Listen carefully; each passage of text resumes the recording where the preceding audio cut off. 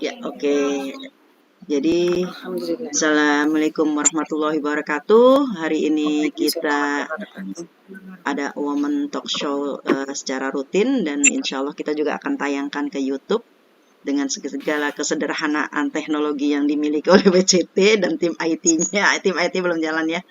Insya Allah, ini sepertinya video saya juga terjeda karena sinyalnya up and down ya. Kita bersyukur pada Allah Ta'ala Dibuka aja atas segala biar rahmat sinyal gambar. nikmat karunia Allah limpah kepada kita dan segala waktu yang Allah sediakan untuk kita memanfaatkannya pada jalan yang Allah ridhoi dan dengan syafaat kepada Rasulullah dan para sahabat dan para syuhada, para sodikin, para ulama. Kita juga persembahkan untuk para orang-orang mulia di sisi Allah. Apa yang kita persembahkan pada Allah adalah hal yang terbaik di sore hari ini sehingga bermanfaat bagi lain gitu ya. Karena kita hanya menggunakan waktu yang sebenarnya sedikit ya, tapi kita bisa mengoptimalkan dengan azas manfaat yang bisa terus-menerus dilihat oleh teman-teman yang lain yang mungkin kita juga sudah nggak ada, kita ada di YouTube bisa dicari juga gitu ya. Dan dengan waktu yang tersedia, saya juga mempersilahkan kepada Mbak sebentar nih, saya juga akan bacakan juga dari Mbak ini ya, Mbak Atikah ya. Ini kelihatankah di layar belum ya? Belum kelihatan ya? Belum, Bu. Iya. Sebentar aku buka dulu. Kita lagi belajar membuka-buka nih. Sama, Bu. Oh, sama Karena ya? biasanya kita pakai Zoom. Oh gitu. Sama kita lah ya. Sebentar, mungkin di sini kita akan lihat. Belum juga kebuka ya ke layar ya. Saya lihat lagi katanya harus layar. Nah, tadi udah kebuka tuh.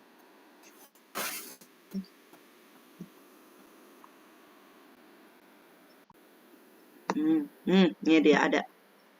Allahu Akbar, Alhamdulillah. Nah, ini dia latar belakang dari Atikah Subakir ya. Jadi saya akan besarkan dulu nih layarnya. Tapi saya kembalikan kayaknya nggak ini. Kelihatan kah? Nggak tahu sih tadi. Kelihatan. Alhamdulillah. Nah, ini Mbak Atika, coba saya. Nah, sekarang saya kebingungan lagi caranya gimana menutupnya. Ya kan, adalah lulusan dari manajemen manajemen apa nih, mata saya kurang jeli juga. Manajemen Bisnis bisnis Indonesia. Indonesia.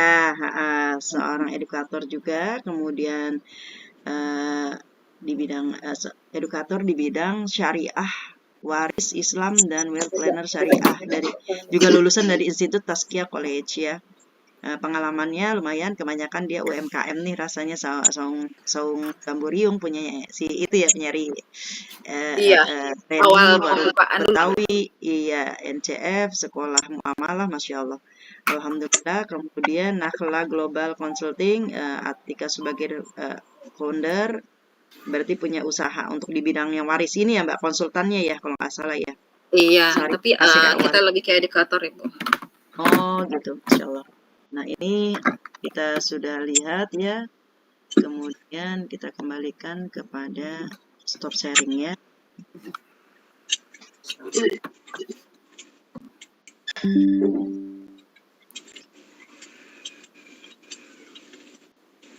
Nah, udah. Tadi udah kelihatan ya data-data pribadi dari kurikulum VT dari Mbak Atika, Masya Allah. Dia Mbak Atika itu masih muda, lebih muda dari saya. Masya Allah. Masih cantik. Pengalaman hidupnya lebih banyak Ibu ya? Kalau jangan ditanya, apalagi Bu Ike, Ibu Ike lebih banyak lagi Bu. Masya Allah. Nah, ini sedikit nanti, jadi nanti kita akan sharing sedikit tentang waris ya. Kayaknya bisa dimulai Mbak Atika, silakan. Boleh. Monggo. Ini screen-nya Ibu yang tampilin apa gimana? Mbak bisa nggak share screen? Sebentar ya Bu, saya lagi cek biasanya screen. bisa sih. Share screen-nya gimana Kak? Itu ada layar screen yang ini bisa biasanya diperbolehkan kok. Ya, Bu ya. Saya belum masuk ke WA-nya tuh Bu. Bisa dibantu nggak Bu? Atau Sebentar, aku bantu insya Allah. Oleh Share tadi ya belum buka sebentar. WA-nya Nah ini lagi. udah ada nih. Sebentar. Oke, ini kayaknya udah ada masuk ya, kelihatan ya? Enggak. Ini kelihatan nggak sekarang? Oke, Iya. kelihatan. Alhamdulillahirabbil alamin. Kita buka ya. Bismillahirrahmanirrahim. Allahumma sholli ala sayyidina Muhammad wa ala ali Muhammad kama shallaita ala Ibrahim wa ala Ibrahim fil alamin innaka Hamidum Majid. Summa ilman lana ilman alantana innaka Hamidul Majid. Bu, maaf ya. Itu nanti yang naik-naikin aku bisa nggak ya? Nggak bisa. Kalau Mbak yang buka, Mbak yang naik-naikin. Nah, kayaknya ya enakan udah. Mbak ya, nggak apa-apa. Nggak apa-apa, Bu. Perkenalkan saya Tika Subakir. Di sini kita mau belajar waris tapi santai aja ya, Bu ya. Memang slide-nya tuh banyak banget kan ya. Saya bikin gitu kan. Kelihatannya tuh full banget, tapi nanti dikirim ke peserta nggak apa-apa, Bu. Jadi nanti peserta bisa pelajari sendiri, mungkin bisa buat catatan mereka atau mereka mau share ke yang lain pun boleh. Di sini kita akan masuk ke dalam psikologi kewarisan ya. Sebenarnya kan psikologi kewarisan itu di sini kita ada hidup untuk ibadah. Gitu ya, Bu ya. Untuk ibadah, berislam secara kafah dan mengimani Quran secara komprehensif gitu ya. Maksudnya kafah itu kan artinya kita beriman secara menyeluruh. Jadi nggak tebang pilih. Kadang kan ada yang kalau ini nggak cocok deh kayaknya ilmunya gitu kan. Oh ini kurang cocok deh atau ini yang lebih cocok sama kita gitu. Jadi pilih-pilih kayak kita lagi ke kondangan di prasmanan dipilih yang mana kita suka gitu kan. Sedangkan dalam agama kan nggak bisa dipilih. Ini ada Bu Ike sama siapa ya? Mbak Rini, Uni Rini. Siapa? Bu Ike. Siap. Oh Bu Ike sama Bu Rini ya? Iya. Kenapa? Nggak apa-apa. Nanti kita lebih banyak interaksi ya Bu Ike, Bu Rini ya. Ya, insya Allah. Jadi di sini kita ada yang namanya dalam psikologi kewarisan itu kita di ayat ke 56. Kalau boleh sih Bu di-share ke beliau juga biar beliau bisa melihat ya, karena kan takutnya ini saya nggak bisa naik turunin ya. Itu di situ wa ma khalaqtul jinna wal insan illa liya'budun. Tidak kami ciptakan manusia dan jin kecuali untuk menyembah kepadaku. Makanya kan dikatakan yang kafah ya, beribadahnya itu yang betul ya, yang secara sempurna tanpa terbang pilih gitu kan. Itu dari surat Az-Zariyat ayat 56. Langsung kita masuk ke dalam kenapa sih hukum waris itu ditetapkan kepada Allah Subhanahu wa taala gitu kan. Padahal kan sebelumnya hukum-hukum itu hitungannya tidak dari maksudnya hukum-hukum itu biasanya umumnya Rasulullah pada saat mendapatkan sebuah hukum itu langsung begini. Nanti aturannya begini, aturannya begini. Tapi kalau misalkan hukum waris itu Allah yang memberikan wasiatnya itu menjelaskannya secara detail berapa bagiannya, kepada siapa, gitu kan ya. Terusnya kalau ada ahli warisnya ini, dia dapatnya berapa, dan bagaimana penyelesaiannya. Itu secara detail diterangkan dalam Al-Quran. Makanya di sini di ayat 13 surat An-Nisa, itu kan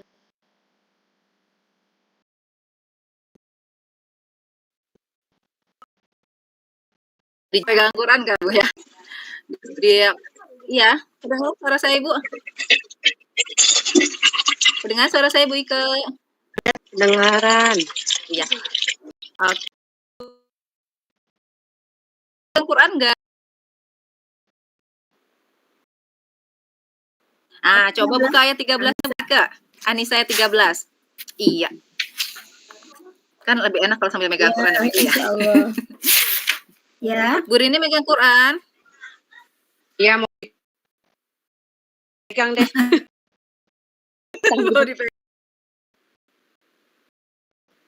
Ini banget, keren banget. Dibawa-bawa. Iya, Ibu. Nah, silakan Bu Ike, ayat 3. Apa Bu Ike yang di Ike? Gimana? Dibacakan Bu Ike, boleh? Silakan. Tilka hududullah wa man yuti'illaha wa rasulahu yudkhilhu jannatin tajri min tahtihal anharu khalidina fiha wa dzalikal fawzul azim. Iya, makasih. Di situ lihat di siapa yang taat kepada ketentuan Allah, ini kan ketentuan dan ketetapan Allah ya Bu Ika ya Bu Rini ya, maka balasannya adalah surga. Jadi pada saat Allah menerapkan hukum waris itu, Allah pertama itu yang diberitahukan kalau kamu ikutin ketentuanku dan ketentuan Rasulullah SAW, maka bagiannya surga. Bu Rini coba ayat 14 boleh nih. Apa ya tadi ya? Anissa ayat 14 Bu Rini. Bisa. Surat keempat. Insyaallah.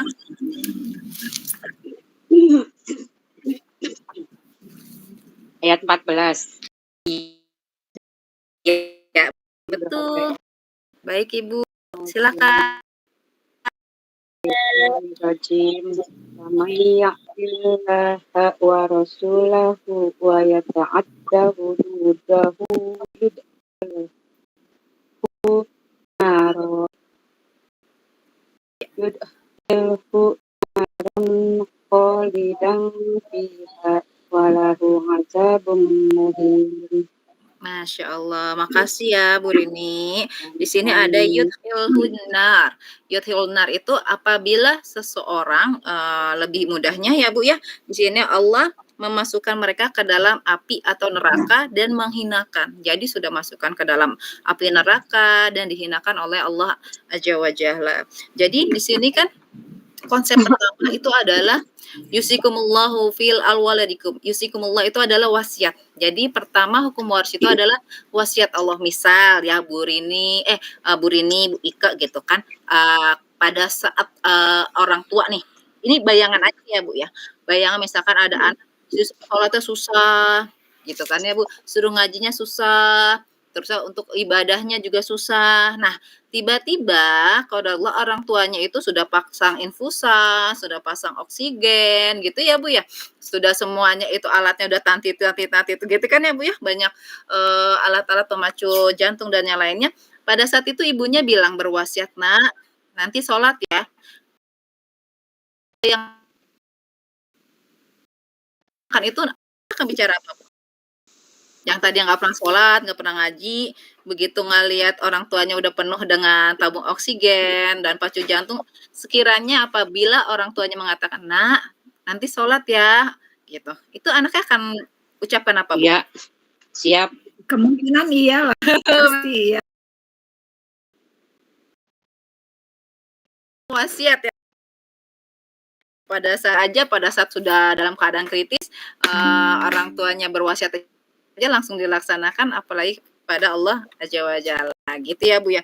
Jadi di sini bisa dikatakan bahwa yang berwasiat ini bukannya orang tua, bukannya lagi ayah bapak atau papa atau ibu atau mama atau bunda lagi, tetapi di sini juga bukan yang diwasiatkan itu, yang bicara itu adalah hanya semata-mata Rasulullah SAW. Tapi dalam hukum waris itu yang berwasiat adalah Allah Azza wa Jalla. Allah langsung yang mewasiatkan bahwa hukum ini aku tetapkan untuk kalian gitu kan, bukan untuk menyusahkan gitu kan. Kadang kan orang berkata hukum waris ini kayaknya nyusahin deh ya gitu, malah justru bikin perpecahan, malah justru bikin problematika lebih panjang, malah justru bikin keluarga jadi tercerai-berai. Itu adalah pada saat itu seseorang itu menganggap hukum ini jadi udah deh nggak usah dipelajarin, dijauh-jauhin aja. Pada saat pembagian waris yuk kita bagi secara musyawarah gitu kan, lebih seperti itu. Assalamualaikum Bu Dwi, selamat datang. Iya. Jadi hukum waris itu dianggap seperti itu Bu. Beberapa peserta sebelumnya gitu ya Bu, atau masyarakat saya tanyakan kepada mereka bahwa udah deh nggak usah ngomongin hukum waris karena posisinya nanti akan kesannya nih kamu nyuruh mati mama ya, mama harus belajar ini, kamu harus ini ya, seperti itu Ibu. Sebenarnya adalah di sini hukum waris itu adalah setara kok sama Quran, sama ibu mempelajari Al-Quran. Kalau di hukum waris itu gini Bu, dia setengah dari ilmu agama. Karena di hukum waris itu nanti bersinergi dengan Al-Quran hadis, bersinergi dengan notaris, bersinergi dengan perencanaan keuangan, bersinergi lagi dengan PPATK kan notaris, terus bersinergi lagi dengan appraisal, banyak Bu. Jadi kalau mau menyelesaikan itu sebenarnya banyak, tapi Itu apabila ada sesuatu, tapi sebenarnya Allah itu hanya ingin memberikan wawasan kepada kita bahwa jika kamu ikuti hukum saya, maksudnya Allah, maka saya memberikan keadilan. Karena Allah itu pada dasarnya maha adil. Jadi nggak mungkin Bu, hukum Allah yang diberikan itu akan menyusahkan hambanya gitu. Ini kan seperti tadi ayatnya, jika mengikuti aturanku dan rasulku balasannya surga, jika melanggar aturanku maka balasannya neraka dan dihinakan. Jadi ada dua Bu, neraka dan dihinakan. Udah masuk neraka dihinain lagi, kan kayaknya double impact gitu ya, double impact banget gitu. Apa? Iya, jadi double impact banget gitu. Padahal sebenarnya pada saat seseorang itu meninggal dunia, itu kan maksudnya kan ada kata pada saat diumumin ya Bu ya, di mic gitu, telah meninggal dunia fulana bintu fulan gitu kan ya.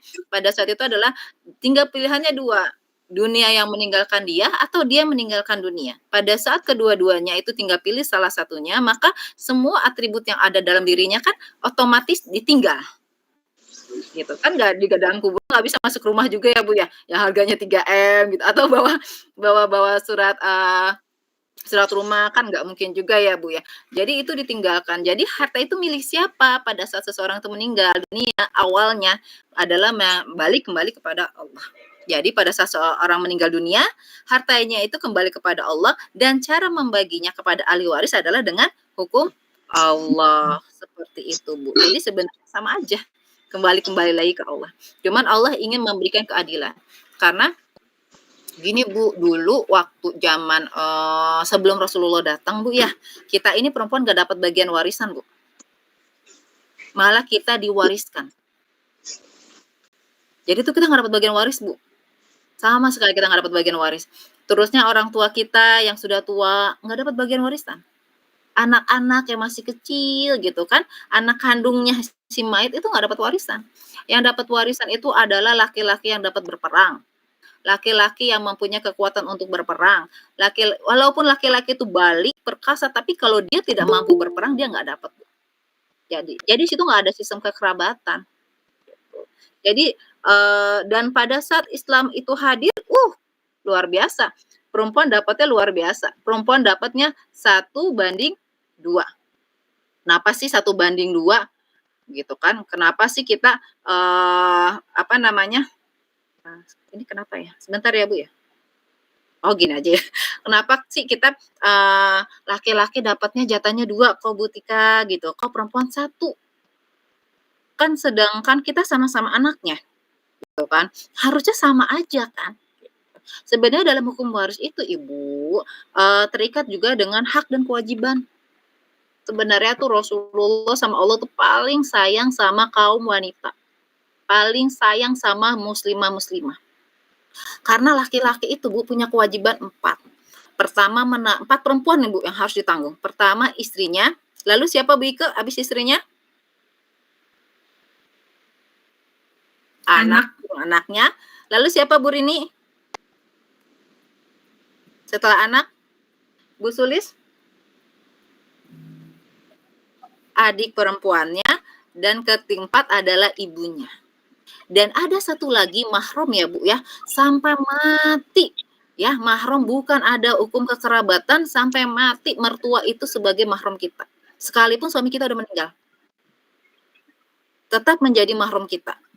Dan pada saat itu kadang gini loh, Mas kamu kok ngasih ke mama kamu terus, mama aku nggak dikasih. Laki-laki yang baik dia akan kasih kepada mertuanya karena dia mahramnya gitu loh. Jadi balance gitu. Dia punya ibu, dia mau ngasih ke ibunya. Karena kan anak laki-laki itu adalah hak ibunya. Sampai mati dia adalah hak ibunya. Gitu ya Bu ya.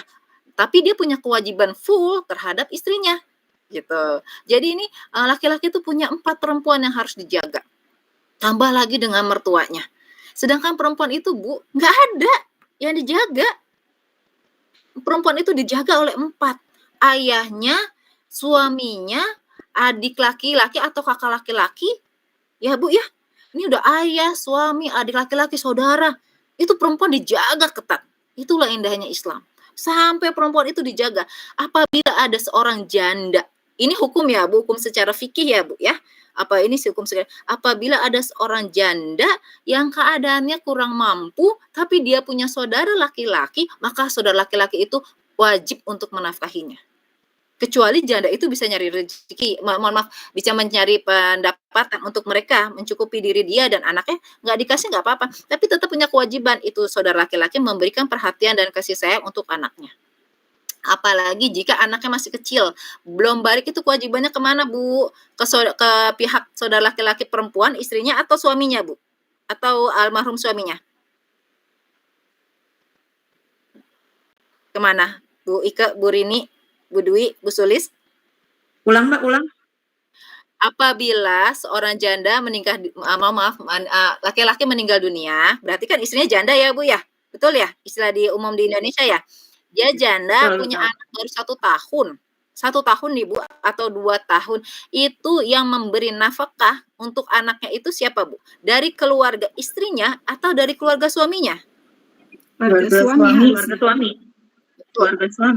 Keluarga suami yang harus menafkahi. Karena apa? Apabila bayi ini adalah anak perempuan, maka terbukalah jalur harta waris kepada mereka. Dengan catatan tidak ada ayah dari si mayit. Tapi kalau ada ayah si mayit, maka ayah si mayit itu yang memberi nafkah kepada cucunya. Karena dia yang dapat harta waris besar. Gitu, Bu. Dia dapat, walaupun anaknya tuh dapat harta waris sebesar setengah bagian harta, tapi ada kewajibannya. Makanya perempuan itu dimuliakan oleh Allah Azza wa Jalla. Dimuliakan dengan begitu banyak. Hartanya saja pada saat ia mendapatkan hanya 1 bagian itu full untuk dia. Dia nggak punya kewajiban menanggung siapapun, tapi dia ditanggung oleh 4 laki-laki. Kalau suaminya sudah meninggal, ditanggung oleh 3 laki-laki. Kalau bapaknya nggak ada, ditanggung oleh saudara laki-laki. Jadi laki-laki itu berat, Bu. Nggak mudah gitu loh.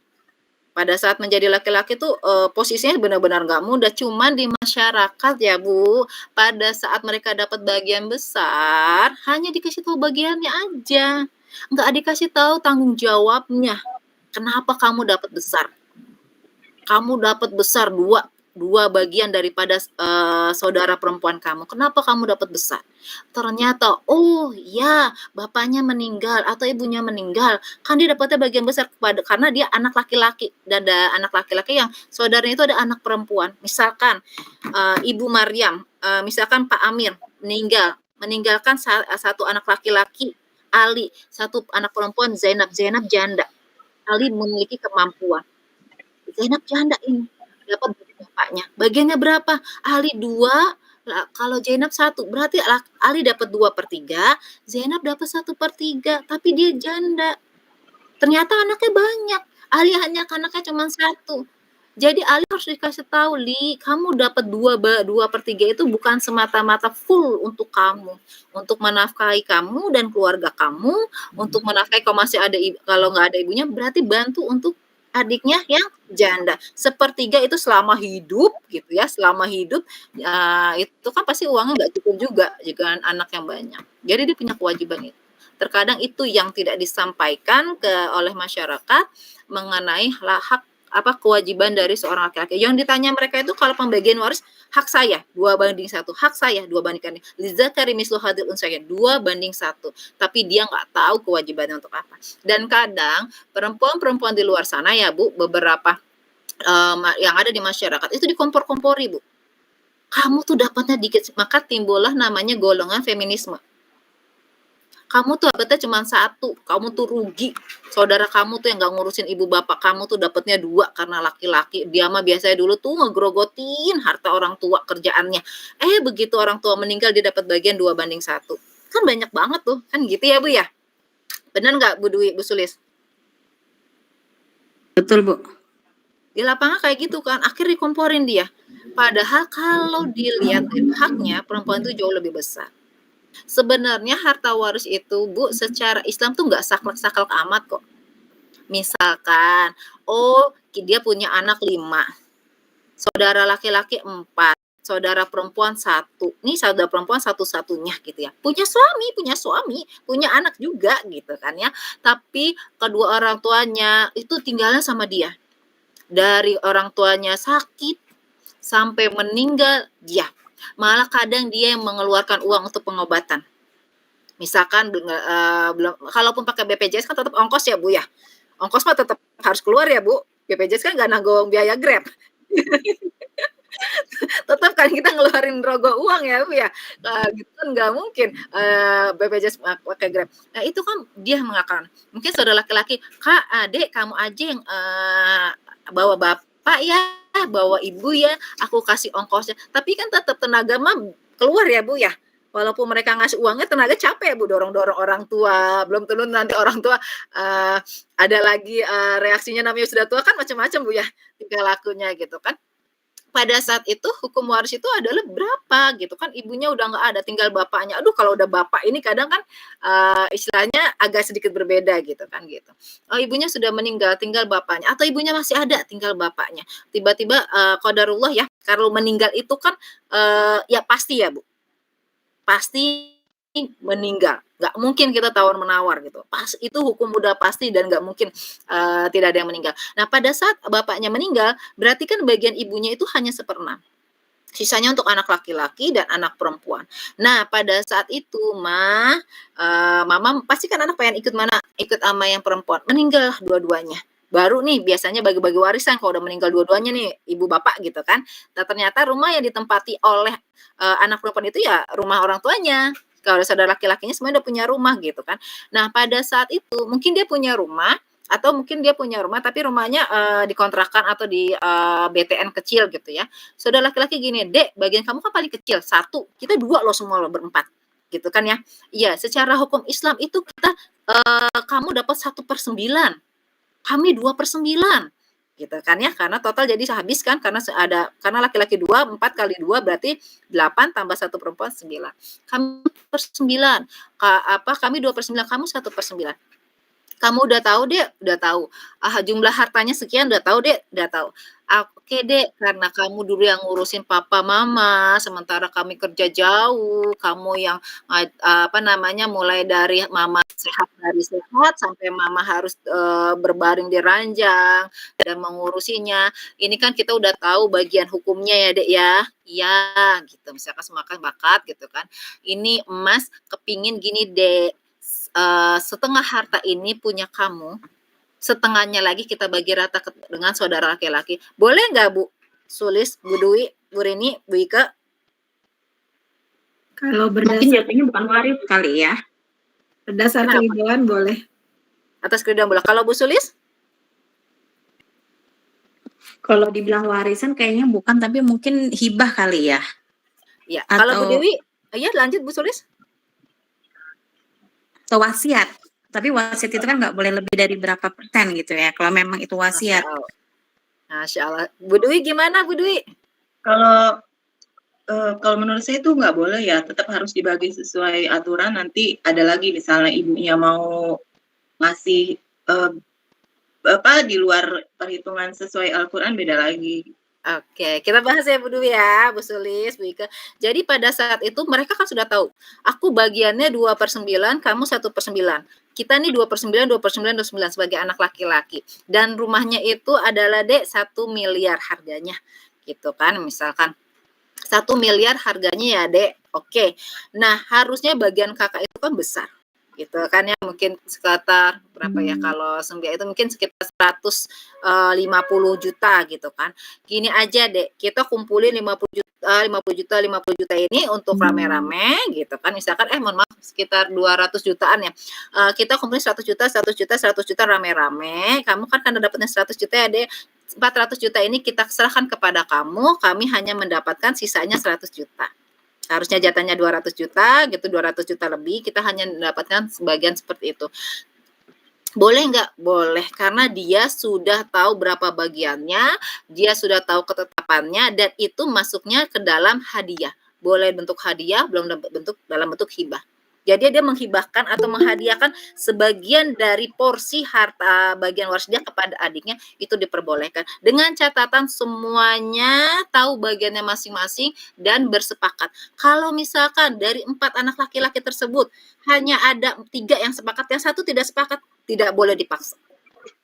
Tidak boleh dipaksa. Yang satu itu tetap dapat 2/9, yang sisanya ini tetap dapat 2/9, cuman sisanya karena mereka hanya mau ngambil 100 juta, masih ada 100 sekian juta dia nggak mau ambil, sebagai bentuk hadiah terima kasih kepada adiknya karena telah mengurusi orang tuanya, maka diperbolehkan sebagai bagian hadiah.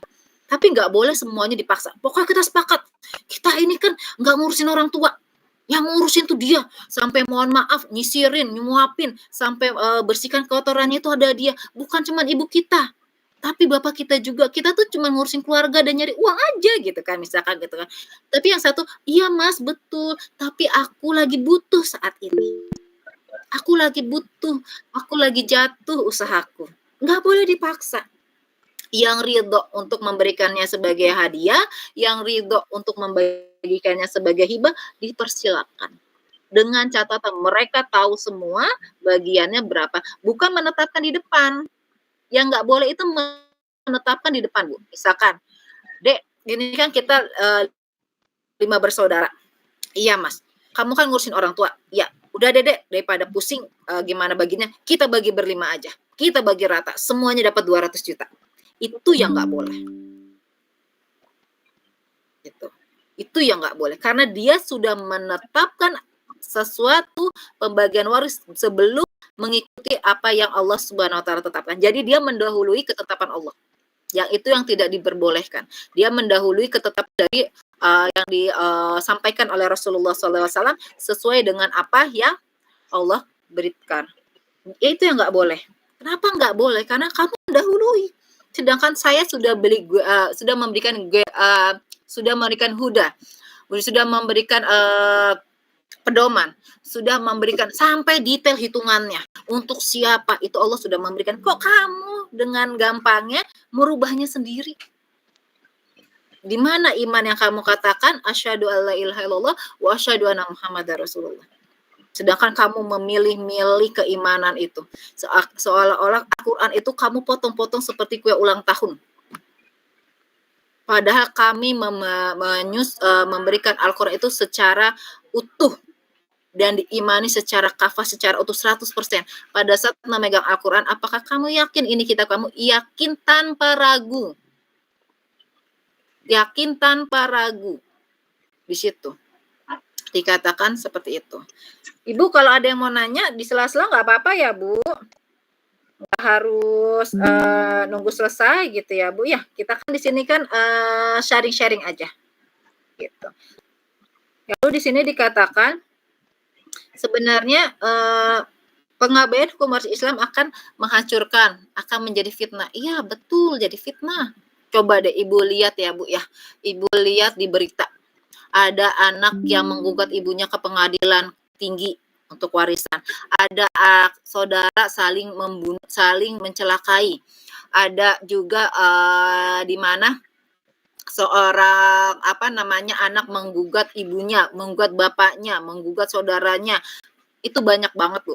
Kalau Ibu lihat itu, saya bicara secara aktual yang pernah ditangani. Ini wilayah Depok ya Bu. Ini kasus waris. Ini nyata Bu. Saya membicarakan apa yang saya dapati. Sampai terjadinya pemukulan antar saudara. Hartanya hanya rumah satu Bu. Hartanya hanya rumah satu. Rumahnya tuh hanya satu Bu, yang diperebutkan. Hartanya cuma satu. Itu sampai terjadi pemukulan dan itu sampai terlibatnya RT setempat. Datanglah saudara perempuannya ke saya. Gitu ya Bu ya. Waktu itu datangnya ke Sanggung Bamuriung, tempatnya Bu Reni. Saat itu. Saya juga nggak tahu ini orang dapat nomor saya dari mana. Kalau saya nggak tahu. Ternyata ada peserta sekolah muamalah Indonesia yang kenal dengan yang bersangkutan, dikasihlah nomor saya, dan saat itu saya sedang membantu teman saya untuk membangun Sanggung Bamuriung itu. Akhirnya kita bertemu di sana. Dari kasus suaminya sampai kasus saudara. Itu terjadi pemukulan benar Bu. Gitu.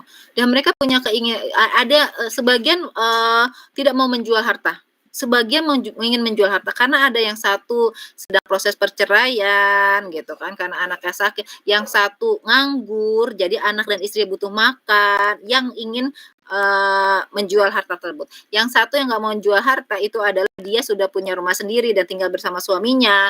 Yang satu itu ada saudaranya laki-laki nggak bekerja. Jadi tempat rumah itu adalah tempat paling aman dia, karena dia nggak kerja. Dia tinggal nyari makan aja kan, gitu loh. Tapi kan saudara-saudara yang lain ini butuh. Akhirnya kita coba fasilitasi, kita bantu bagaimana hingga prosesnya bisa dilakukan. Ada yang sampai seperti itu, Bu. Ada yang sampai proses seperti itu, terjadinya fitnahnya sampai sejauh itu. Terusnya, bagaimana sih kalau seperti yang kita nih, ada orang, Dek, kamu pernah nggak ada yang ibu dengar gitu ya, dari ibu-ibu sini semua yang hadir, aku kan anak pertama, ini loh papa mama dari susah itu saat aku ada. Kamu tuh udah enak-enak, udah papa punya mobil, udah papa punya rumah, kamu tuh nggak ngerasain sekolah jalan kaki panas-panas. Kamu tuh udah sekolah tuh udah pakai mobil semua, AC lagi, gitu kan. Sekolahnya udah SDIT plus, aku masih MI biasa, jalan kaki, gitu kan. Nah pada saat sekarang papa meninggal, karena kan papa, aku yang menemani papa berjuang, jadi bagian aku lebih besar, anak pertama. Ada nggak Bu? Wika, pernah dengar nggak?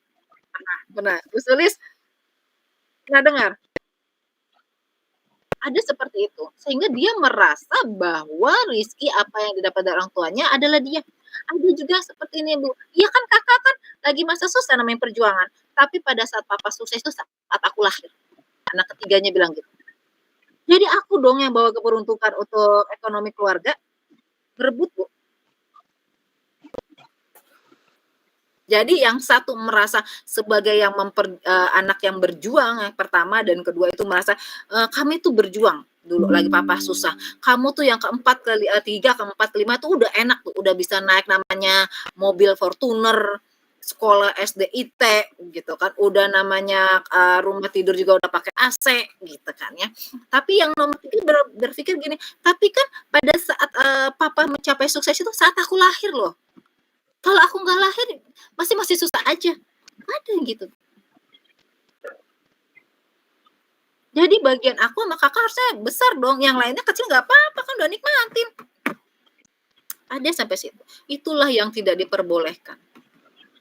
Dan itulah yang mendatangkan suatu kebatilan dan fitnah yang besar. Yang lebih berbahaya itu pada saat nih ya Bu, ada seseorang, mohon maaf sekali, pada saat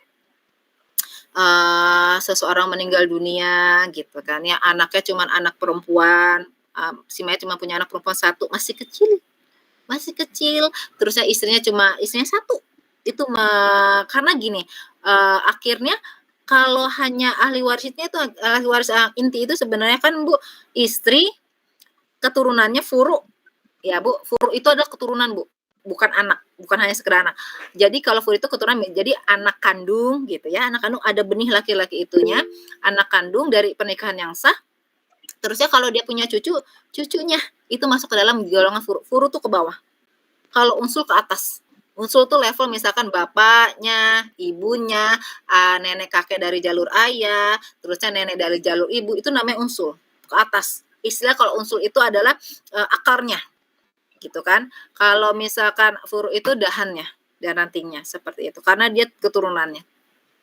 Nah, seseorang meninggal dunia, pada saat seorang meninggal dunia hanya meninggalkan satu anak perempuan dan satu anak perempuan dan istri.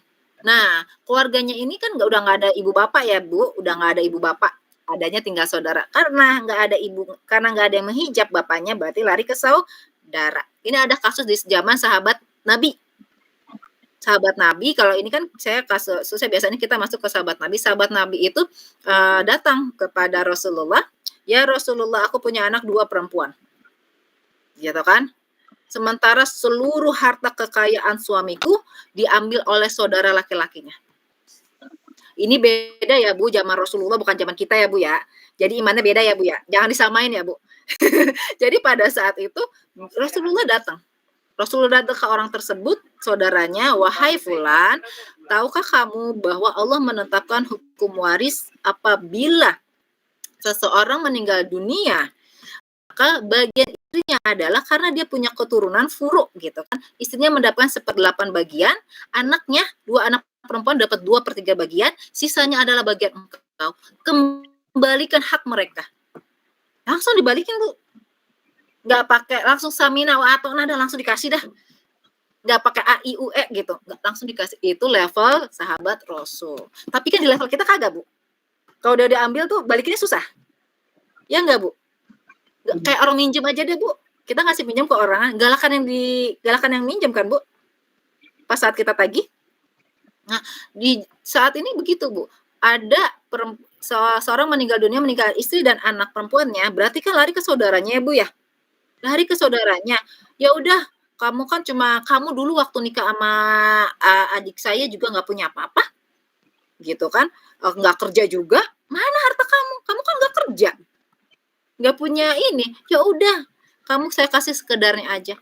Hati-hati pada saat seseorang memakan harta anak yatim secara zalim, itu ya Allah, nauzubillah min dzalik, itu ancamannya luar biasa. Luar biasa. Makan secara zalim sebenarnya dia menelan api neraka itu ke dalam perutnya, dimakan sedikit-sedikit, dimakan sedikit-sedikit, dimakan sedikit-sedikit. Dan Bu, ada 2 hukuman yang Allah tetapkan yang langsung dikasih di dunia dan di akhirat. Yang pertama adalah orang yang durhaka kepada orang tuanya, yang kedua adalah orang yang mengambil hak waris secara zalim. Kalau Ibu sering dapat share yang kalau nggak salah, saya nggak bisa masukin videonya Ibu saat itu, kemarin gitu kan. Sebenarnya videonya ada, insya Allah nanti saya share ke Budian biar Ibu lihat. Itu ada salah satu figur figur masyarakat artis gitu kan, mengatakan bahwa harta waris itu nggak akan bikin sukses, harta waris itu nggak akan bikin lu kaya, harta waris itu nggak akan. Kenapa Ibu Rini? 15 menit lagi. Iya. Allah. Nah, statement itu nggak benar. Karena apa? Ya, harta waris itu dari Allah. Kalau kamu membaginya sesuai dengan syariat, itu keberkahannya luar biasa. Kalau kamu membagikannya tidak sesuai syariat, ya habis gitu aja. Lalu orang yang memakan harta anak yatim, orang memakan maksudnya menyelesaikan waris secara tidak benar akan makan harta anak yatim.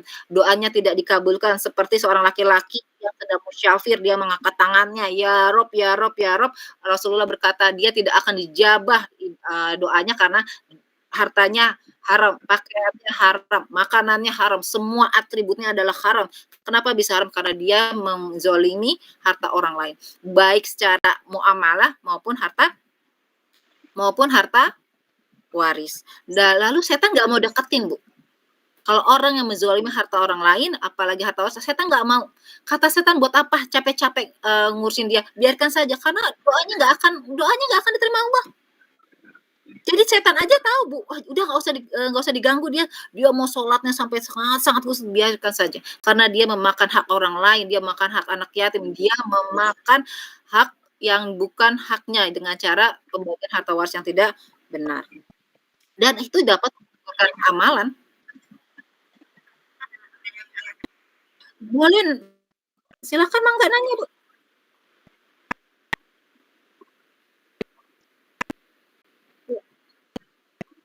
Iya Ibu, Mangga silakan. Kak Amalia ya? Oh, tinggal 14 menit lagi.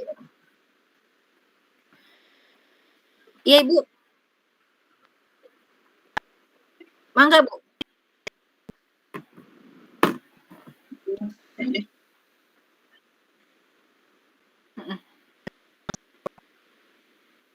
Assalamualaikum, ya. Oh, Mbak Mbak, aku mau nanya nih, kan kalau aku tuh, halo? Iya Ibu. Iya kan ibu aku tuh meninggal waktu aku SD. Jadi terus ayah kan menikah lagi. Nah itu dalam perhitungannya seperti apa ya? Terus sekarang ayah udah meninggal. Nah sekarang tuh antara karena yang waktu pertama itu dengan ibu aku berenam. Yang dengan kedua anaknya bertiga.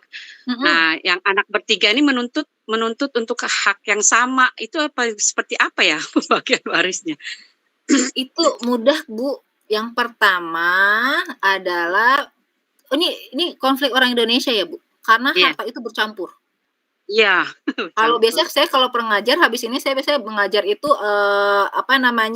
penetapan sebelum pemutusan. Karena ada apa? Karena itu harta-harta di Indonesia itu kan suami istri dicampur aduk aja. Jangankan harta boleh kerja, harta dari warisan dari orang tua masuk lagi. Ya kan, Bu? Seakan-akan itu milik bersama. Begitu salah satu meninggal dunia, itu yang sisanya yang pasangan masih hidup itu nggak sadar kalau itu bukan harta dia sepenuhnya. Kan harta bersama, ini masih ada anaknya. Kalau dia sadar, pisahkan antara harta dia dengan harta istrinya. Seingatnya dia. Karena nggak ada pencatatan ya, Bu. Seingatnya dia. Nggak mungkin suami istri itu nggak ngomong, Pak, aku dapat hibah dari orang tuaku, tanah sekian-kian gini. Tapi nggak punya duit nih, Pak, buat bikin SHM. Pakai nama kamu aja ya, Pak. Tuh. Jadi dipisahin dulu, Bu. Berapa? Terusnya ini memang agak ribet ya, Bu. Terus yang kedua, sisanya tinggal berapa nih? Jadinya yang bagian harta ibu itu, bagian harta ibu berenam.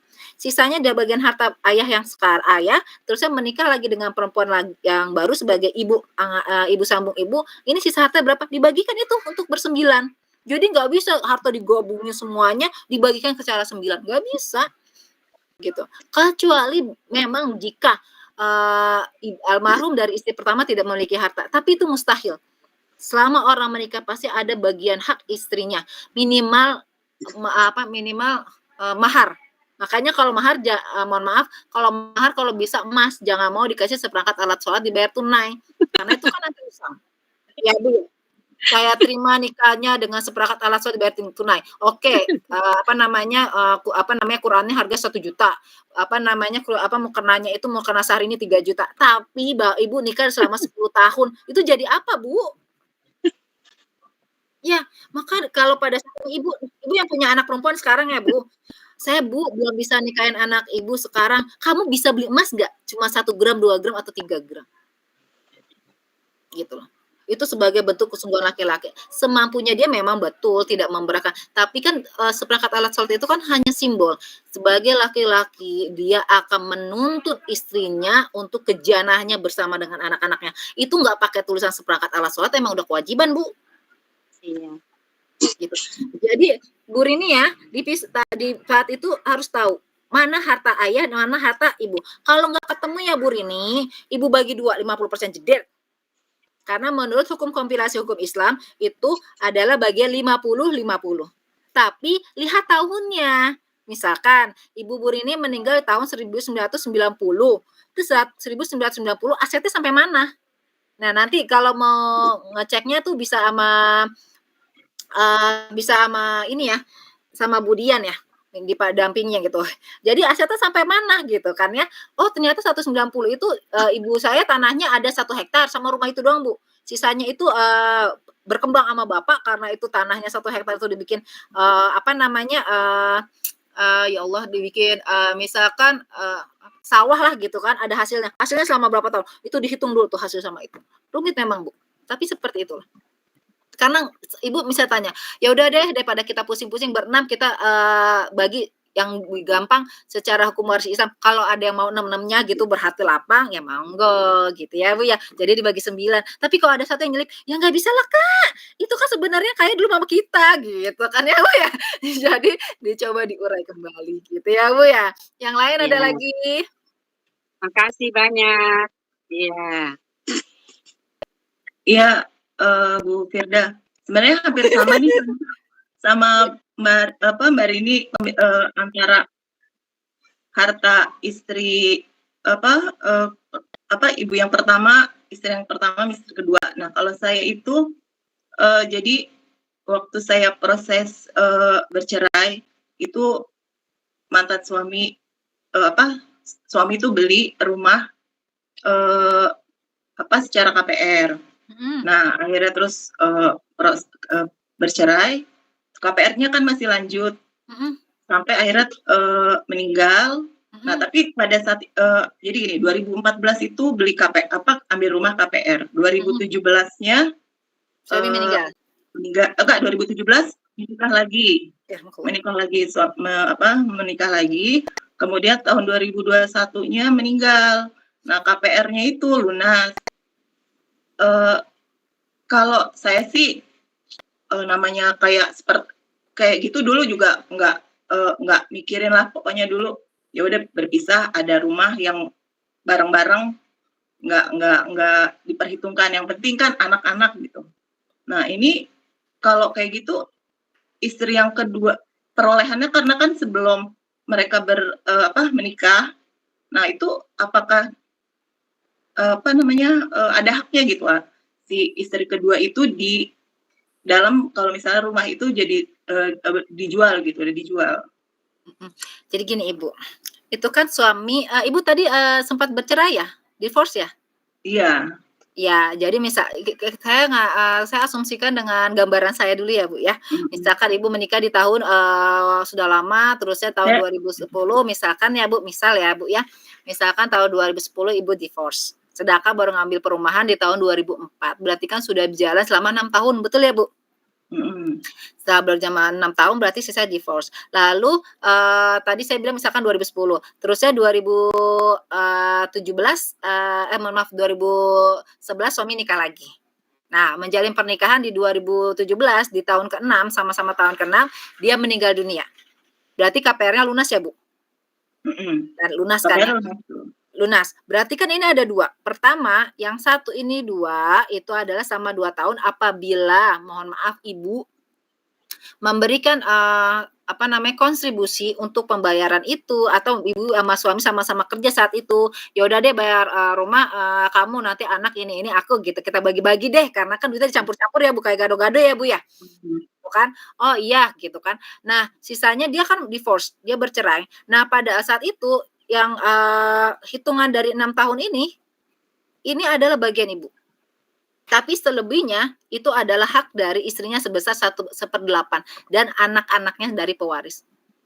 Jadi 6 tahun ini itu dibagi 2. Misalnya 6 tahun ini kita udah mengeluarkan uang sebesar 6 juta. Ibu konversi dengan emas.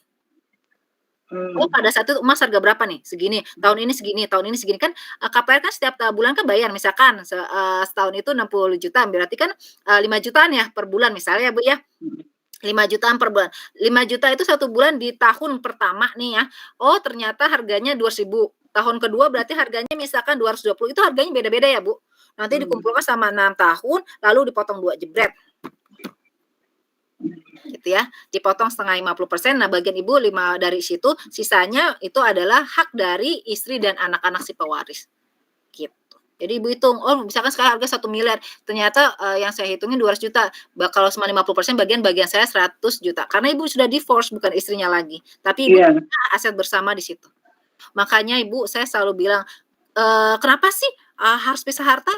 Gitu kan, sebenarnya nggak harus pisah harta gitu ya Bu, dalam Islam itu nggak harus dituliskan dalam KUA juga nggak perlu, cuman kita sebagai suami istri bersepakat, sayang saya punya harta, kamu punya harta, tolong ya sayang pada saat ini namanya ini, kamu ini, karena kan kita punya kewajiban zakat, walaupun bisa loh zakat dijatuhkan, tapi misalkan ini untuk warisnya aja, pada saat salah satu dari kita meninggal dunia, kita kan masih sama-sama punya orang tua, anak kita perempuan loh, harta itu akan keluar. Kalau kamu enak yang ada bapak, aku nggak ada, tinggal ibu doang. Berarti harta keluar ke saudaraku.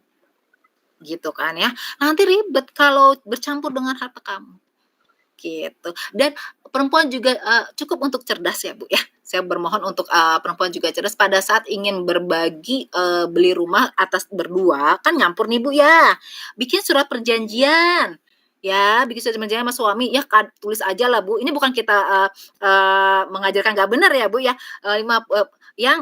Kan kita sama-sama kerja nih ya. Ini kan rumah kan kita bersama. Kalau nggak ada tulisannya kan kamu dan aku tahu, tapi kan keluarga nggak tahu yang gitu kan ya. Yuk kita tulis saya punya saham 50%, kamu punya saham 50%. Kita patungan, sisanya buat makan sama-sama, pakai uang sama-sama, mau nyekolah anak pakai sama-sama, tapi ini kan tempat berlindung yang nanti buat saya dan anak-anak saya bernaung. Karena rumah tuh ini banget Bu, fundamental banget Bu, gitu. Tinggal berapa menit lagi Bu? Ya Allah, ya Rasulullah.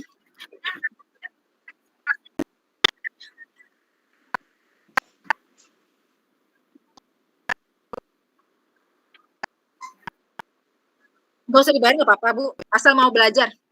Saya nggak dibayar nggak apa-apa, asal mau belajar silakan. Ya tuh. Yang penting saya minta 1 menit sebentar ya Bu ya. Sebelum tutup boleh ya. Ini hati-hati ibu bapak. Saya biasa ibu bapak ya Bu, mohon maaf ya. Biasa ada bapak-bapaknya. Ini hati-hati ya Ibu pada saat ingin hibah. Sekesel Ibu sama pasangan Ibu, sekesel apapun Ibu sama menantu Ibu, perhatikan ini. Ini kejadian dari ini saya urut ya Bu, dari kiai saya, guru pertama saya turun ke guru saya, baru ke saya. Nih, jadi ada nasabnya Bu cerita ini ya. Jadi enggak salah.